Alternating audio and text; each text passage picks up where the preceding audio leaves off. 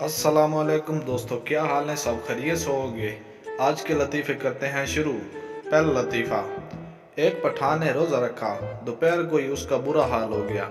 Time गुजरने के लिए उसने एफएम रेडियो फ़ोन किया। मेज़बान ने पूछा, खान साहब क्या सुनना पसंद करेंगे? पठान बोला, भाईजान मगरिब की अज़ान सुना दो। गरीब की खारिश को खुराक और अमीर की खारिश को एलर्जी कहते हैं। एक सरदार से इंटरव्यू लेने वाले ने पूछा, तुम्हारा नाम? सरदार बोला, Sunder Lal Chadha. Officer, speak in English. Sardar, beautiful red underwear. एक मच्छर लड़की की गाल से उड़कर मौलवी की लस्सी में जा गिरा। मौलवी ने मच्छर को बाहर निकाला और बोला, कंजर मजे उथे ते गुसल इथे। शेख कुरकुरे खा रहा था। साथ बैठे एक दोस्त ने मांगे तो उसने एक दिया। दोस्त ने कहा, बस एक ही? तो शेख ने जवाब दिया, बाकी सब का जायका भी इस जैसा ही है। एक शादी में शरारती बच्चों ने एक मोटी औरत के पास पटाखा फेंक दिया। सब बच्चे शोर मचाने लगे, आंटी पटाखा, आंटी पटाखा। आंटी कहने लगी, बेटा हाले तो मैं सुर्खी भी नहीं लाई। ससुर ने दामाद से पूछा, कैसी गुजर रही है? दामाद ने फौरन ही कहा, साड़ी छड्डो, हुण तुहाडे घर ते सुकून है ना। सरदार की शादी हो गई। उसने मुंह दिखाए में अपनी बीवी को गुलाब का फूल दिया। बीवी, मुझे ये नहीं चाहिए, कोई सोने की चीज दो।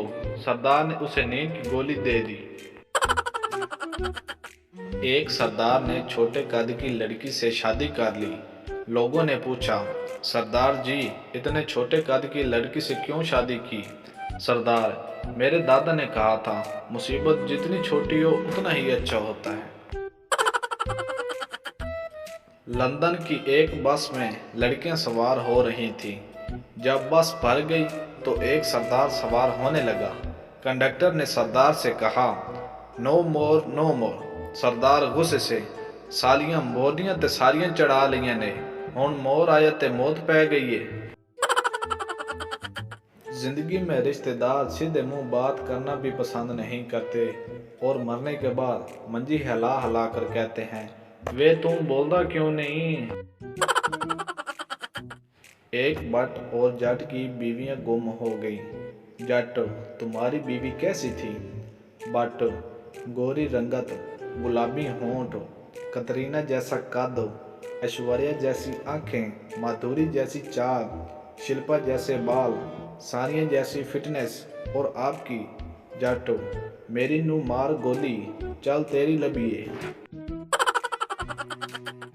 निकाह के बाद दूल्हा ने मौलवी साहब से पूछा, आपकी फीस? मौलवी साहब, फीस बीवी की खूबसूरती के मुताबिक दे दो। दूल्हा ने 100 रुपये दे दिए। मौलवी साहब को बड़ा गुस्सा आया लेकिन चुप रहा।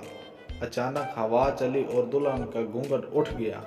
मौलवी साहब मुस्कुरा कर बोले, ये लो आपका बकाया 80 रुपये।